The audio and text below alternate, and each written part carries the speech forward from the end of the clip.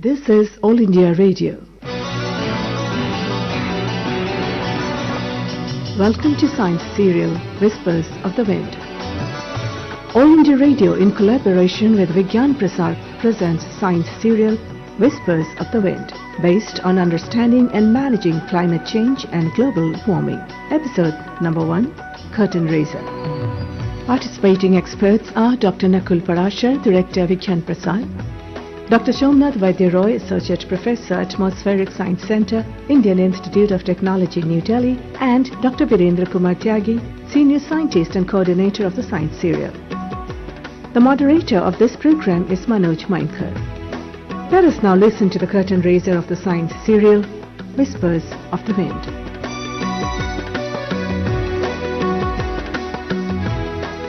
For those listeners who are concerned with issues such as global warming and climate change, or for listeners who are even remotely interested in knowing new developments in terms of global warming and climate change, All India Radio has always been with you with a variety of programs, and one such endeavor has always been the science serials that have been extremely popular and interactive that All India Radio has done in collaboration with Vigyan Prasar. There are exciting times ahead as we are about to embark upon another journey of this kind. We are about to start a new serial aptly titled Whispers of the Winds. What the winds tells us, what we get to know from the winds. And as a curtain raiser, if I may say so, I'm joined in the studios of All India Radio by an esteemed panel. I'd like to introduce first of all Dr. Somnath Vaidya Roy, Associate Professor, Center for Atmospheric Sciences, Indian Institute of Technology, Delhi, Dr. Nakul Parashar, who is the Director of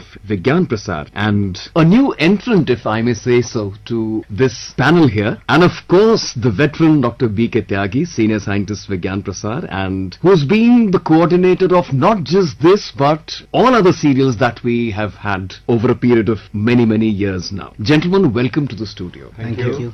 So listeners, we are in good company, and not just in terms of gentlemen but also in terms of relevant days just gone by. The World Water Day, whose theme has been Leaving No One Behind, and of course the International Day of Forests, where the theme was Forests and Education. In a way, these things are also linked to the larger picture that we are about to discuss. Dr. Tyagi, I'd like to begin with you. There have been many serials earlier which have been extremely popular with our listeners, which has been very evident from the kind of letters and the emails that we got. For those listeners who've just joined in, would you like to throw some light on the effective success that these science serials generated over the last few years? I think we are on air since 2008 very regularly, I think in the form of mega serials. And the number of episodes range from 26 to 52. So that means the whole year, once a week, we have a dose of those scientific information in a docudrama format.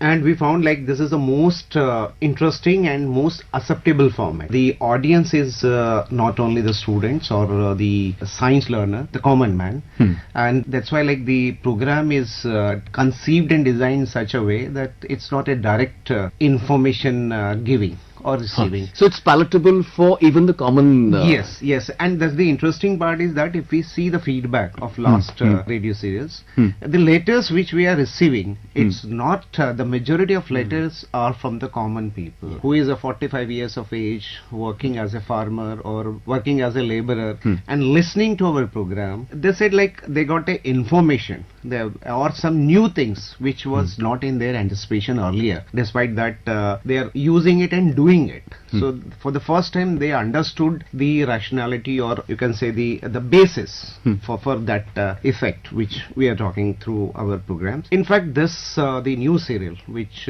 as you said, the title is the Whispers of Wind, and Hindi we call it a Badalti Fizai. It is a, you can say, the third of the series of, you can say, of the trilogy.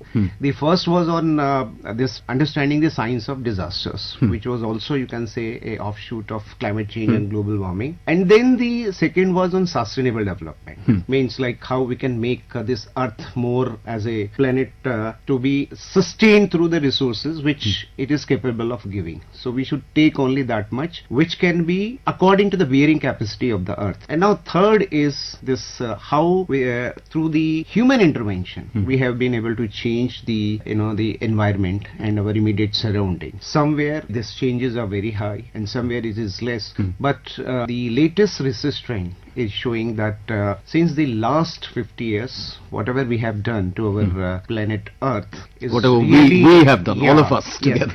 And if this trend will continue and then for another 25 years, I think then we will be at a point of no return. So I think we have to take a word of caution. We have to adopt certain do's and don't. And government is also had a lot of things to tackle, to mitigate and adapt these changes are going on, and how we can involve the common people in the successful implementation of those initiatives. So that's why the basic premise or the basic objective of this program, starting from this the disaster management to climate change and global warming, you can find a continuity. Dr. Somnath Baidyaraj, I just realized 3 of us from this panel are still wearing either jackets or light coats. What's happening to the weather? I mean, isn't it unusual for this time of the year in the northern part of the country, of course? What's happening? It's very true. But first, let me say, thank you for having me. It's like meeting again, seeing you, seeing Dr. Tyagi. It's like a reunion of old friends. We are It's a chatting pleasure. away, and also very Welcoming excited to Nakulji. meet Nakulji here. Yeah, this winter has been remarkable. I mean, this winter in the northern India, to the best of my knowledge, is the wettest winter that we have had so far. And then suddenly, in the span of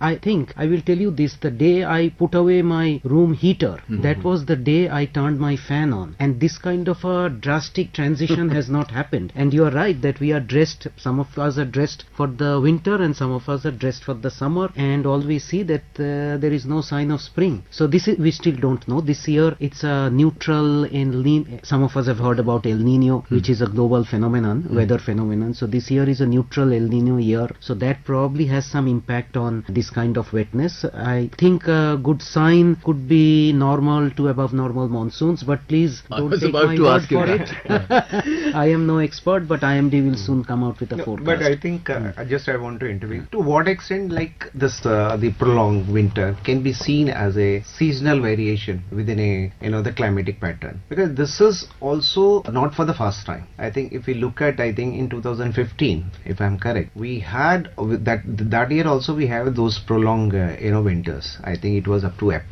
mid-April. We had one day the temperature was high and again it was raining, and again the temperature is coming down. So interesting observation. So I personally, I would not call it like a prolongation of the winter, because I mean the reason we are feeling cold is all the storms that are coming. So all of these rainfall that happens in India beyond the purview of the monsoon, these are because of a particular phenomenon called western disturbances.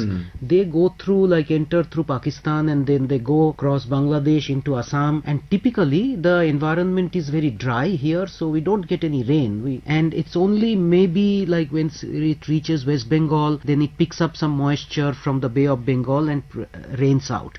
But this typically happens in Bengal it's called Kal Boishakhi, means in the month of Baisakh. That is in mid-April, which is almost few weeks away from now, almost 3 weeks away. But it's very strange that we are getting Kal Baisakhi in February in northern India. So clearly a lot of these kinds of things have changed. This is obviously a very anomalous year. It is not because of the temperature per se, but because of where is all this energy coming from suddenly in the environment, that what used to be a almost imperceptible storm, now it is creating, producing so much rain to the extent that depressing or reducing temperatures and a cold weather that persists for several days. So I am as baffled as you are, but it could be signs of ominous signs of things to come. I'd like to welcome Dr. Nakul Parashar. Nakulji, before we move on to expectations and your focus on the new serial that we are about to begin,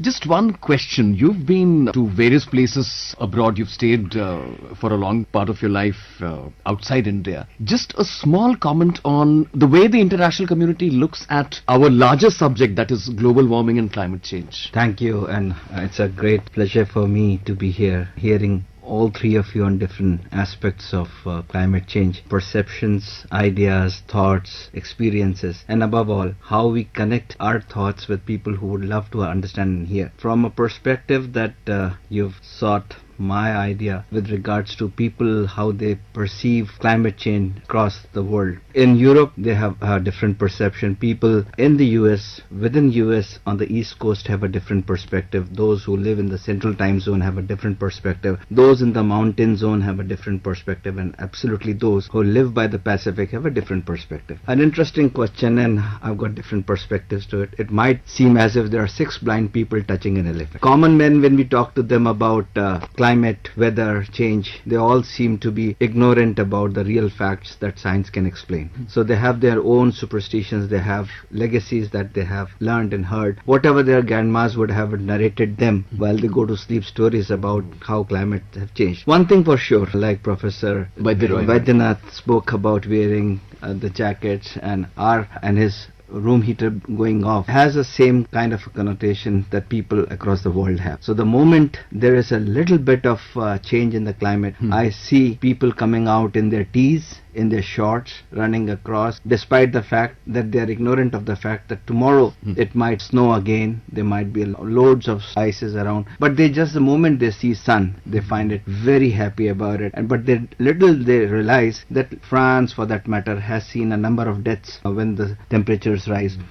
Similarly, on the contrary, people, as I said, they get into their tees and shorts despite the fact they see sun, start running around. But the fact is, we have all noticed that temperatures all over the world might record, say, 5 degrees Fahrenheit, but it says it feels like 2 degrees. So there is always difference between what that is there on the scale and what you feel. And we all go by how we feel. So all of this radical changes that we understand and experienced has been a global phenomenon. We see people who live by the oceans, as we've all heard, that it's mostly because of disturbances. Like it's not about being as rightly said by you, Professor, that this is a neutral El Nino year, right? And we all know that there isn't much that has an effect due to El Nino, but there are facts like storms, western disturbances that make. So in totality, what I have gathered and what I have understood it, that people have understood, people have started feeling it. And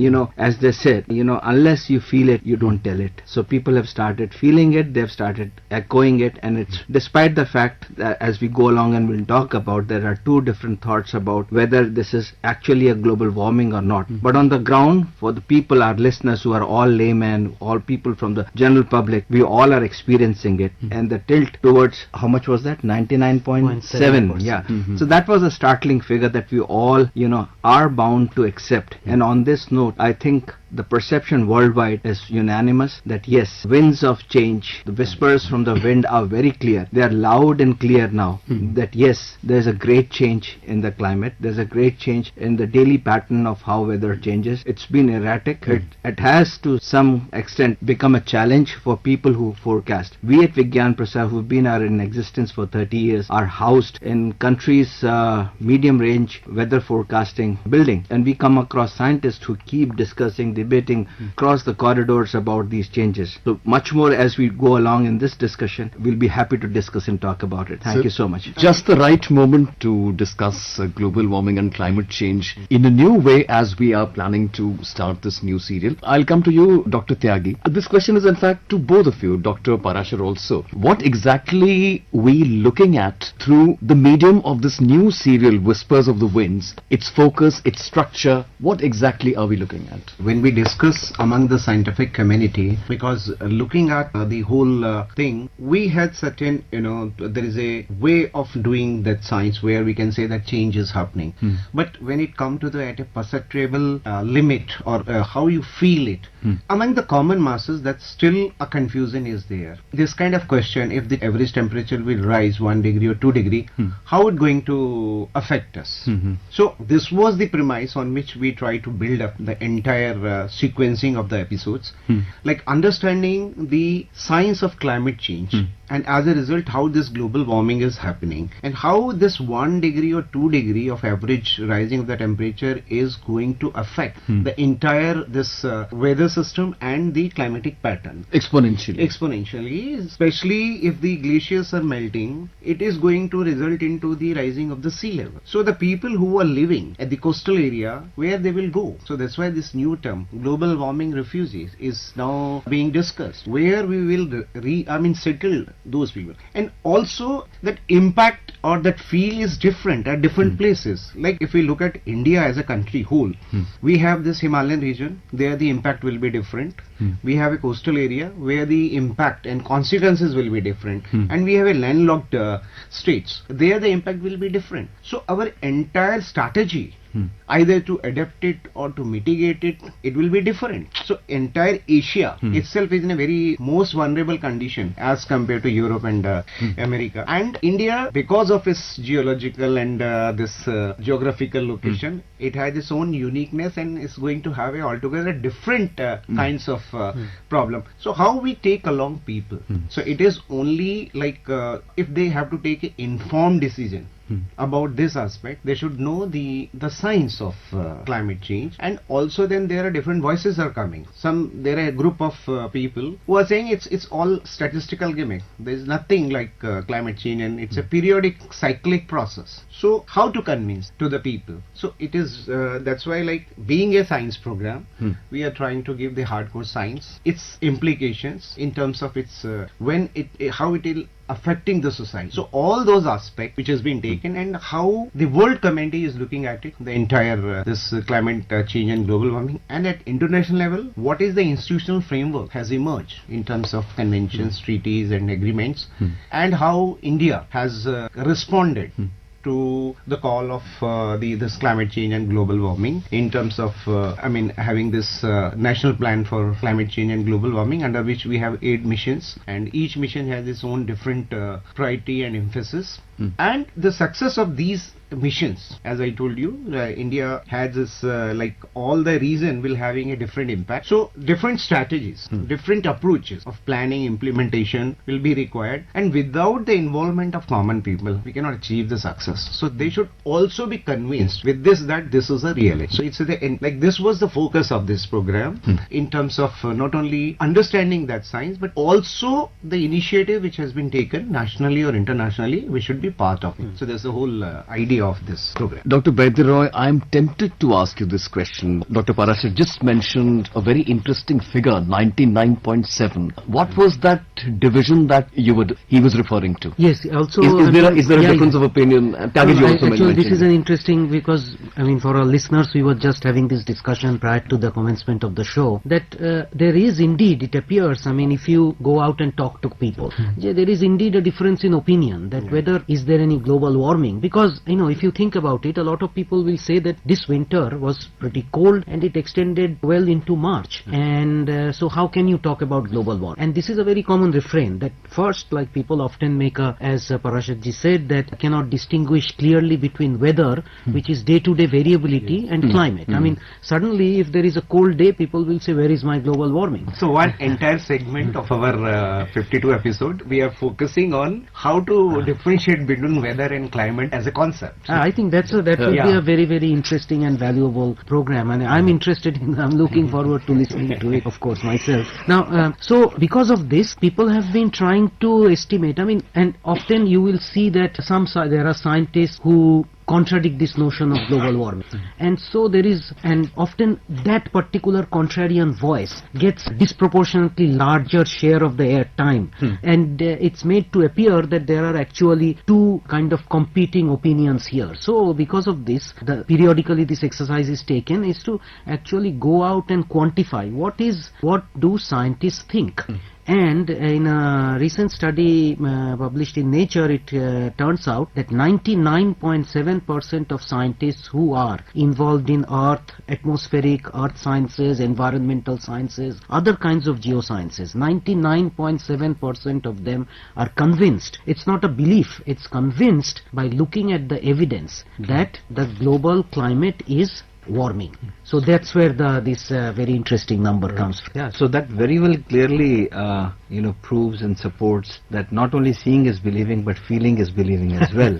And of course, for that matter, has been cold. It's not been cold here, but it has been cold in all parts of the world. So it's been snowing heavily in places where people never thought of seeing snow. It was ironical to see pictures of hailstorm that happened here in Delhi, and people had taken pictures of them and posted on WhatsApp, and it appeared as if it was snowing in Delhi. Right. So I thought it was a lift from a Canadian street or something. right, but that's what it was. The most interesting part was it was confined only to a sector of Noida only. It was not, it had Correct, covered a correct. very short area. absolutely, Yeah. absolutely. We're coming to the concluding phase of the program. I'd like to end with Dr. Baidyroy. You are in direct touch with, we referred to a small girl writing on soil salinization. You also deal with students, but they're not small kids, they're grown-up kids. How is their response to the entire thing? How do they look at it?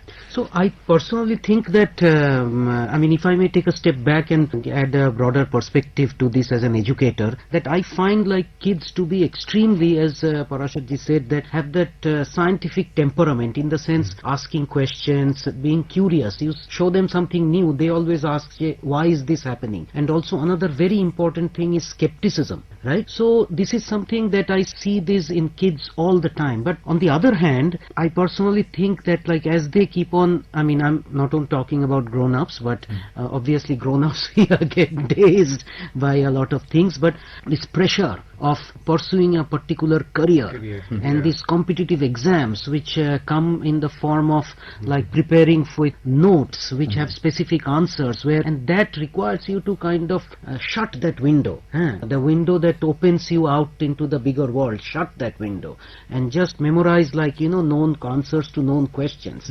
Hopefully this program will play a small yet meaningful role where people will be answering questions, providing answers, and also prompt them, encourage them to ask questions. So I think that this will play I'm hopeful, and I think not only this particular program, and there should be more programs like this that allow us to continue building that scientific temperament. I guess well begun is half done, but I think this is much beyond that, and what Professor Baidyanath rightly said, I think it's invoking the spirit of a scientific temper within each of us, and this is a great initiative. So I wish this program, organizers, a great success. Thank you very much, gentlemen. The studio clock is trying to be a killjoy, but that's the way it is. We've come to the end of this wonderful discussion, very illuminating discussion that we had. Gentlemen, thank you very much for sparing time to come to the studios of All India Radio. Thank you. Thank you.